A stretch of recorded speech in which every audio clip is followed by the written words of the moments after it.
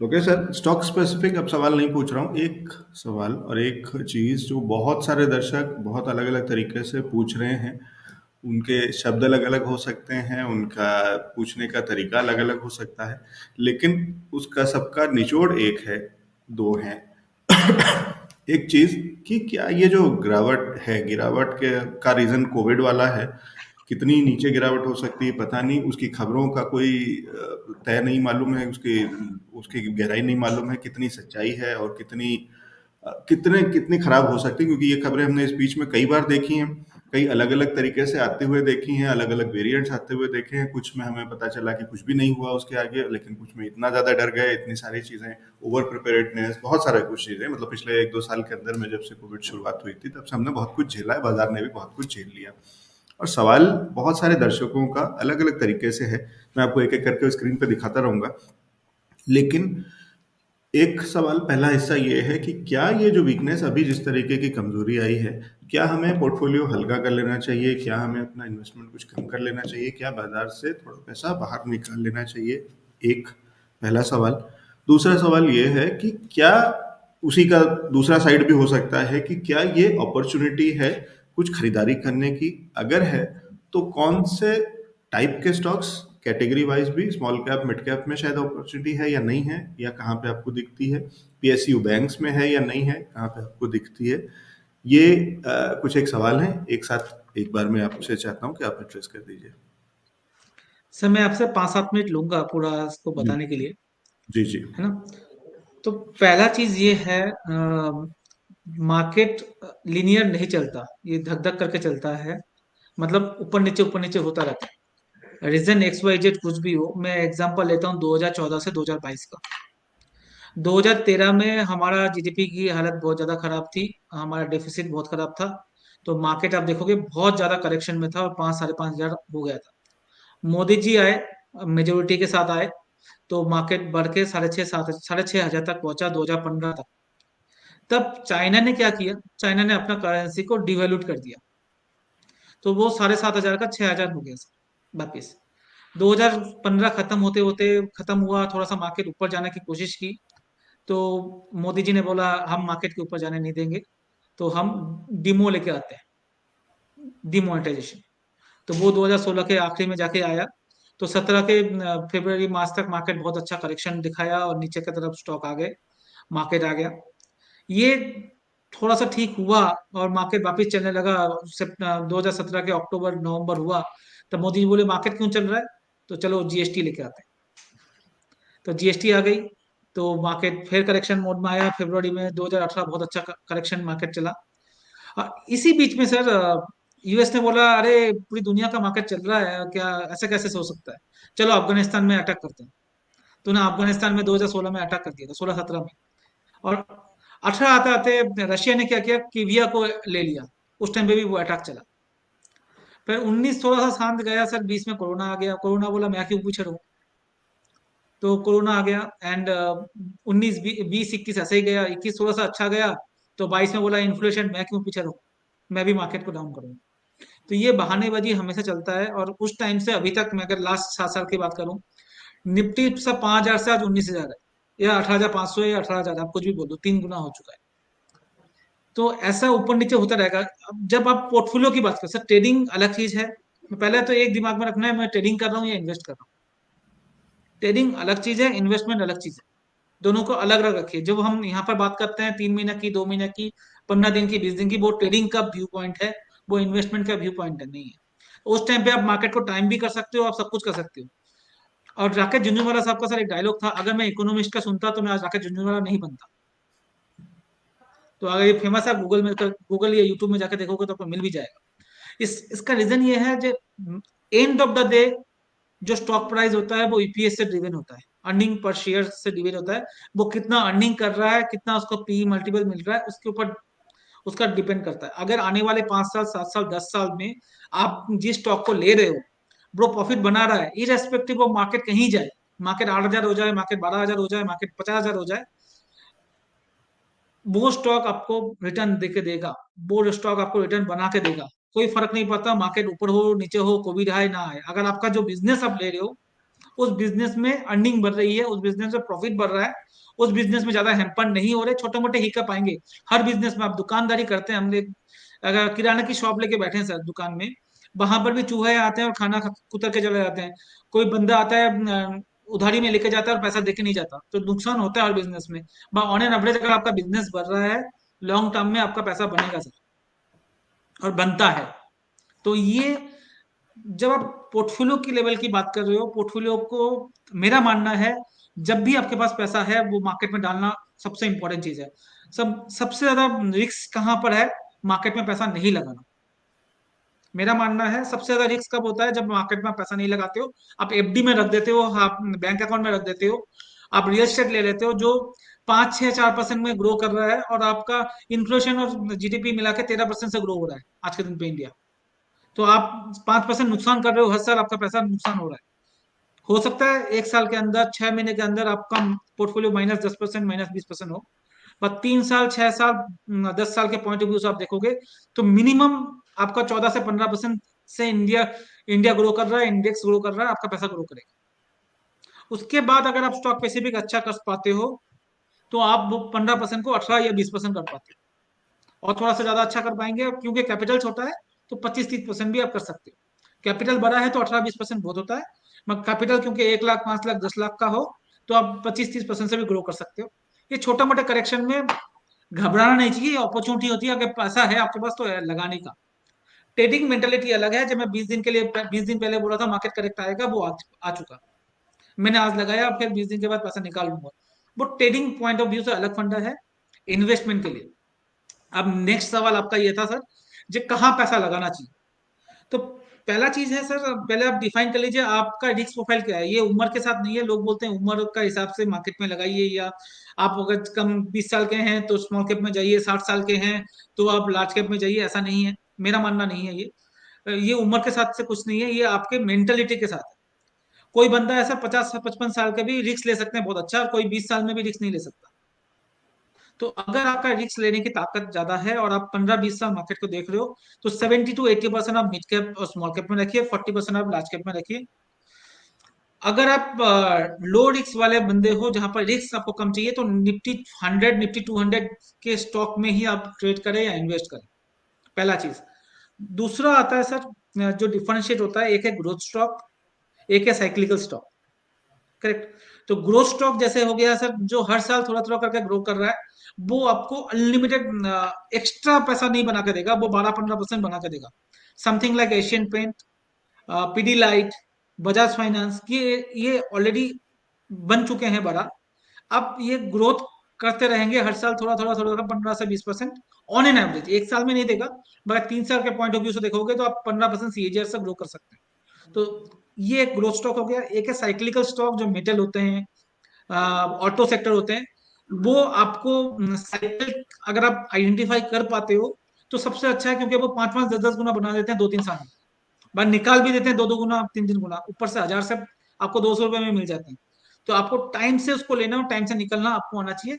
तो वहां पर आप 30 40% लगा सकते हो, ग्रोथ स्टॉक में 60% लगा सकते हो।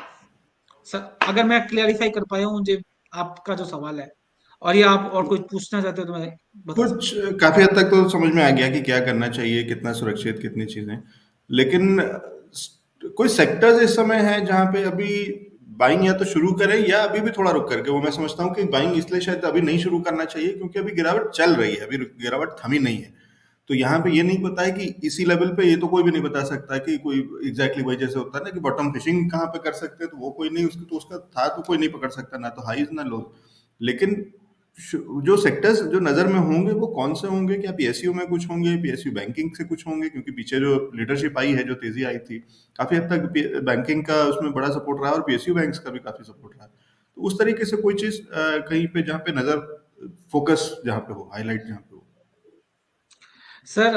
पहला चीज, पीएसयू जो है वो साइक्लिकल में आता है। हम्म। अगर आप 10 साल के पॉइंट ऑफ व्यू से देख रहे हो तो पीएसयू आपको पैसा नहीं बना के देगा, मगर आपको 1 साल 1.5 साल के पॉइंट ऑफ व्यू से देख रहे हो तो पीएसयू आपको बहुत अच्छा पैसा बना के देगा। तो पहले दिमाग में ये रखना है जो मुझे कहाँ तक या किस लेवल तक लेना है और कहाँ निकलना है। ये साइक्लिकल सेक्टर है PSU. Axis bank, ICC bank, HDFC bank, ये आपको ग्रोथ सेक्टर में आएगा, और आपको लॉन्ग टर्म 10 20 साल के पॉइंट ऑफ व्यू से लेना है। पीएसयू लेना है 6 महीना, 12 महीना, 15 महीने के पॉइंट ऑफ व्यू से। पहला पॉइंट तो ये है। दूसरा पॉइंट ये है सर, जैसे आपने बोला हमें नहीं पता गिरावट यहाँ पर है या 17,500 में जाके रुकेगा या 17,000 में जाके रुकेगा, किसी को नहीं पता। तो मगर ये भी नहीं पता कल से नहीं बढ़ जाएगा मार्केट। तो आपको करना क्या है, आपको जब भी पैसा हो, धीरे धीरे हर वीक में थोड़ा थोड़ा थोड़ा थोड़ा पैसा डालना चाहिए। इससे क्या होगा, आपको नीचे भी लेवल भी मिलेगा, आज का लेवल भी मिलेगा, थोड़ा सा ऊपर का लेवल भी मिलेगा, आप एवरेज आउट कर सकते हो। एक बार में ना डालें, बट ऐसा भी नहीं है जब वेट करें जब 17,500 आएगा तो डालेंगे, 17,500 आएगा तो आपको लगेगा 17,000 आएगा तो डालेंगे, ऐसा तो मार्केट जीरो भी हो जाएगा। ऐसा नहीं होता है। तो आप बॉटम भी कभी ढूंढ नहीं पाओगे, तो आपको थोड़ा थोड़ा करके लगाना पड़ेगा। जहां पर भी आपका स्टॉक आप जिस भाव से चाह रहे थे वो 20% उससे नीचे मिल रहा है, अच्छा मिल रहा है, जो आप 100 रुपए में खरीदना चाह रहे थे वो 80 रुपए में मिल रहा है, तो क्या दिक्कत है उसको लेने का। आप ये मत देखिए कि मुझे 5% नीचे मिल गया, और ये देखिए आगे मैं 10 गुना बना रहा हूँ के स्टॉक को। अगर मैं रीम की बात कर रहा हूँ और एग्जाम्पल लेके चल रहा हूँ, और रीम मैं सोच रहा हूँ आने वाले 10 साल में 10 गुना होगा, 800 रुपए का 8,000 होगा। मैं एग्जाम्पल लेके चल रहा हूँ, मैं नहीं बोल रहा हूँ ये होगा या नहीं होगा, वो बात का एनालिसिस है। तो मैं उसको 800 में लूं या 750 में लूं या 740 में लूं, क्या फर्क पड़ता है। या मैं मान लीजिए 600 में लेता हूँ, उसमें फर्क क्या पड़ना ज्यादा मुझे।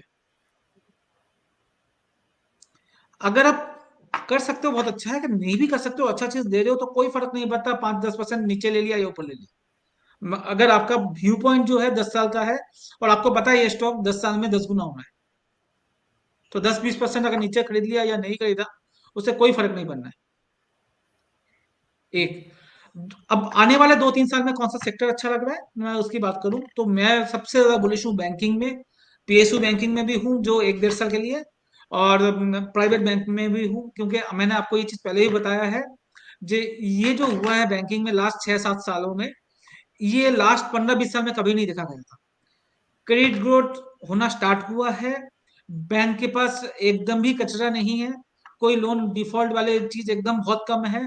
तो आप डिफॉल्ट वाले बनेंगे, जो बनते बनते 4-5 साल हो जाएगा, मगर उस बीच में आपको बहुत अच्छा पैसा बन जाएगा। रीरेटिंग होनी है बैंकिंग इंडस्ट्री में, banking and financials and housing, ये तीनों का मिला के मैं फाइनेंशियल की बात कर रहा हूँ। ये एक सेक्टर हमें बहुत अच्छा लग रहा है, जहां पर आपको 20 से 25% आपका एलोकेशन होना चाहिए। दूसरा मुझे लगता है इंफ्रास्ट्रक्चर एंड मैन्युफैक्चरिंग, क्योंकि अब इंडिया का जो फोकस है मैन्युफैक्चरिंग हब में ज्यादा हो रहा है। लास्ट 2 साल में आप देखोगे make in India, made in India, और एक्सपोर्ट एक्सपोर्ट फ्रॉम इंडिया, ये सारे जो चल रहे हैं। तो यहाँ पर अगर चाइना का 2-3%, 4% भी आ जाता है हमारे पास, तो हमारे लिए मल्टीप्लायर इफेक्ट करेगा। तो ये सेक्टर हम मुझे बहुत ही बेहतरीन लग रहा है आने वाले 3-4 सालों में। उसमें से रीम, एलजी इक्विप, इनकार्सो लैंड, उसके बाद अगर मैं तो, टिमकेन, स्कैफलर, थीम इंडस्ट्री, इन ये सारे बहुत सारे स्टॉक्स में रिकमेंड कर चुका हूँ यहाँ पर, ग्राविटा, लिंडे, रिफेक्स, ये सारे स्टॉक हैं जो मैन्युफैक्चरिंग में आते हैं। तो आपको इस सेक्टर, इस सारे स्टॉक्स पे नजर रखनी चाहिए। मैं ये स्टॉक नहीं बोल रहा हूँ यही लेना है, आप इसमें नजर रख सकते हो, जो भी स्टॉक आपको पसंद आए आपके एनालिसिस में बैठे वो आप देख सकते हो।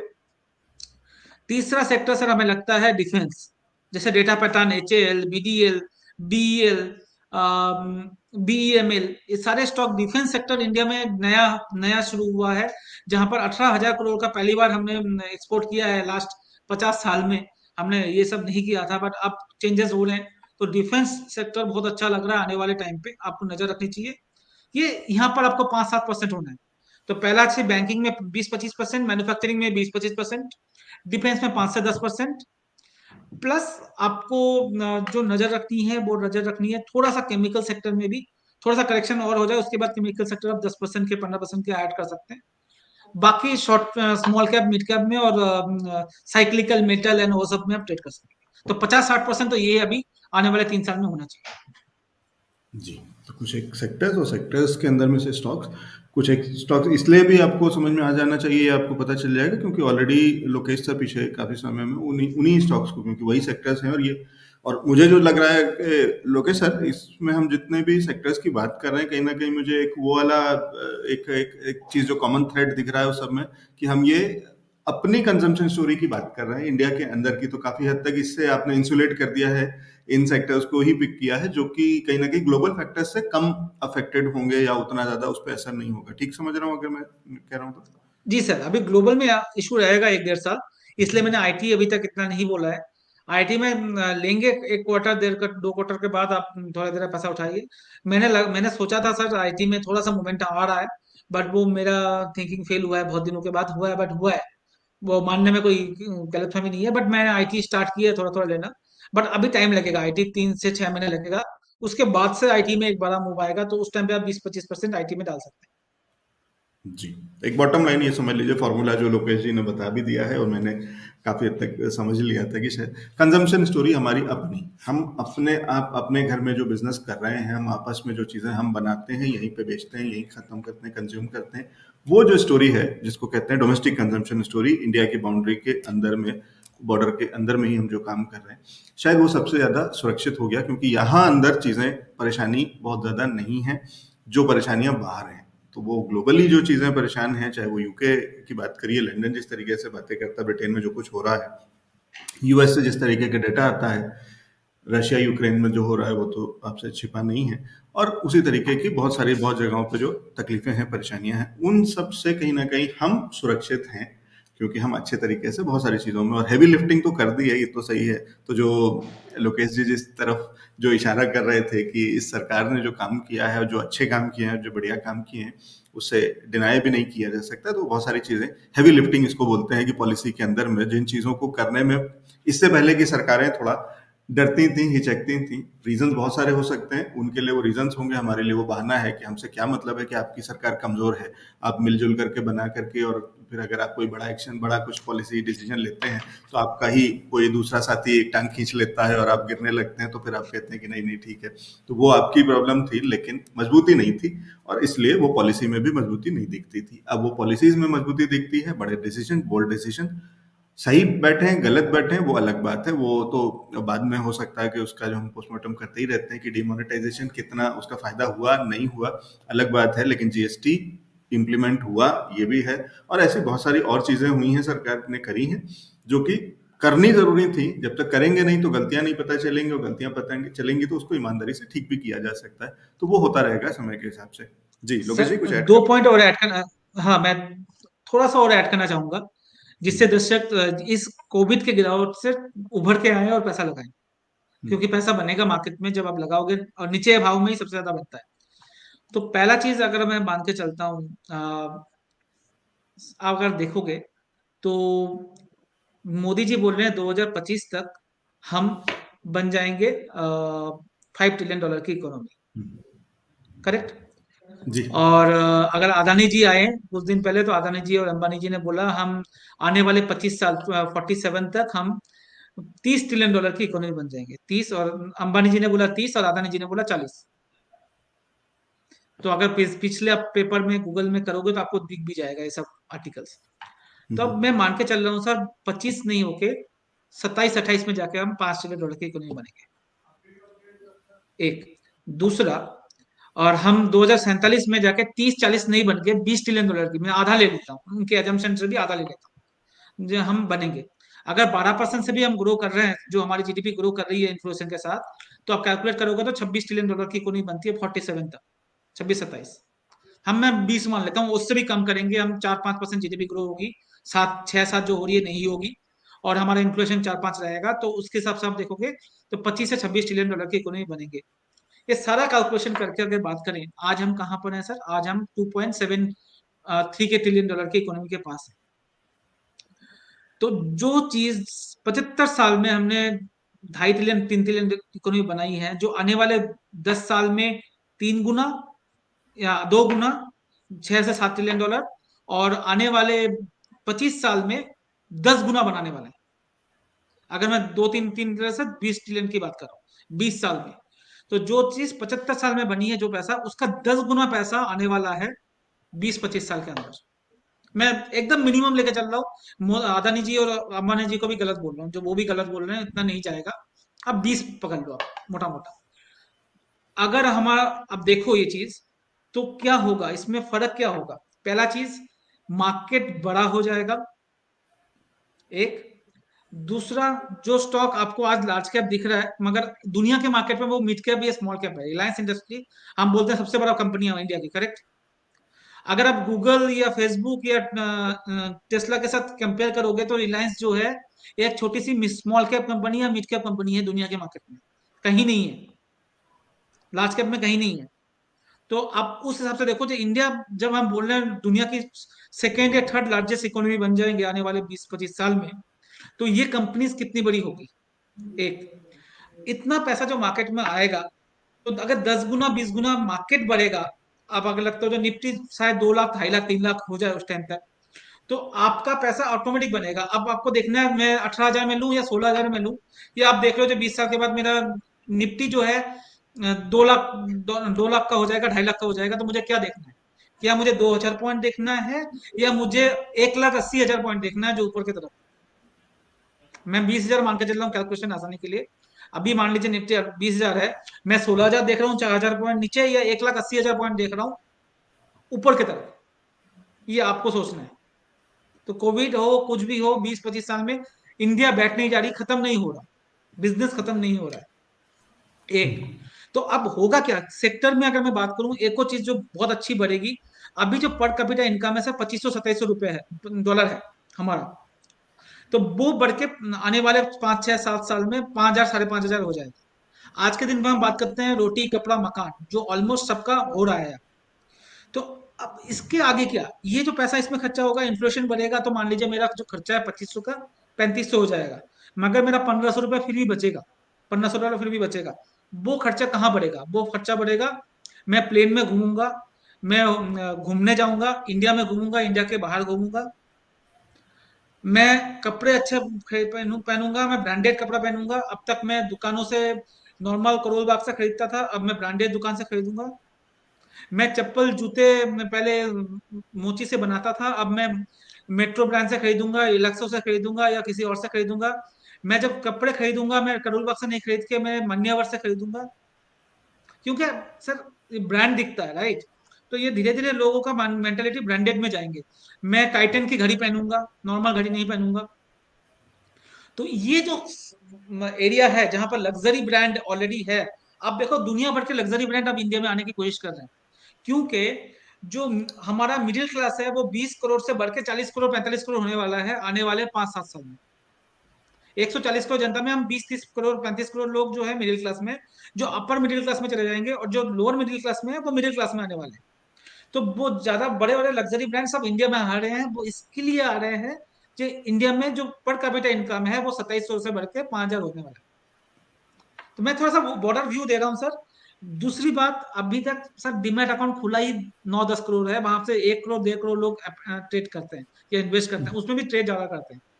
तो ये जब 25 करोड़ हो जाएगा, तो सोचिए जब फाइनेंशियलाइजेशन कितना होगा, कितना पैसा मार्केट में आएगा। आज के दिन पे हम, अब कल और आज का डेटा देख ले या परसों का डेटा देख ले, निफ्टी जो करेक्शन हुई है वहां पर ना ही एफआईज ने बेचा, ना ही डीआईज ने बेचा, रिटेल इन्वेस्टर ने बेचा, मार्केट करेक्ट हो गया। तो ये है, मगर इतना पैसा जब मार्केट में आ रहा है और रिटेल इन्वेस्टर का पैसा आएगा मार्केट में, तो आप सोचो जब मार्केट ज्यादा करेक्शन नहीं होगा मगर ऊपर की तरफ ज्यादा जाएगा। एक और एग्जांपल देता हूं सर, आज के दिन पे 12-13 हजार करोड़ का एसआईपी आता है हमारा, प्लस 12-15 हजार करोड़ एलआईसी, और जो ईपीएफओ है वहां से पैसा आता है 25,000 करोड़ हर महीने मार्केट में पैसा आ रहा है सर। इतना एफआई नहीं बेच पा रहे, ना ही इतना रिटेलर बेच रहे हैं। रिटेलर का पैसा म्यूचुअल फंड के थ्रू और ईपीएफ के थ्रू जो मार्केट में आ रहा है, ये सेफगार्ड करेगा नीचे की तरफ। अब नीचे की तरफ डाउनसाइड रिस्क कम हो रहा है, इसलिए रिस्क कम हो रहा है क्योंकि इतना सेलिंग प्रेशर एफआई के लिए नहीं है जितना पैसा मार्केट में आ रहा है।